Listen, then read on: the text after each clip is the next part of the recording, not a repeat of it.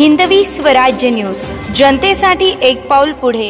जन्मदात्या पित्यानेच केला आपल्या मुलीचा विनयभंग, बापाच्या नावाला काळीमा फासणारी धक्कादायक घटना।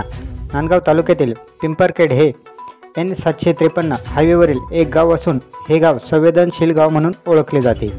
येथील नराधम गोकुळ अविनाश मोरे वय वर्ष 40 यांनी बापाच्या नावाला काळीमा फासणारे कृत्य केले असून आपल्या जन्मदात्या मुलीचाच विनयभंग केला आहे, अशी फिर्याद नांदगाव पोलीस ठाण्यात पीडित मुलीच्या आईच्या फिर्यादीवरून गुन्हा दाखल करण्यात आला असून गुन्हा रजिस्टर नंबर 108/2024 भादवी कलम 354 बाल कायदा 12 अंतर्गत गुन्हा दाखल करण्यात आला आहे।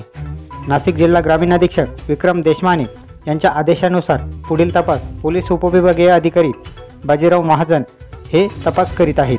नांदगाव पोलीस निरीक्षक प्रीतम चौधरींसह सहाय्यक पोलीस निरीक्षक सुनील बडे, प्रवीण मोरे, पोलीस शिपाई विष्णू तवर, दीपक मुंडे यांनी मालेगाव न्यायालयात हजर केले असता नाशिक कारागृहात रवानगी करण्यात आली आहे। Bureau report, Hindavi Swarajya news, Nandgaon.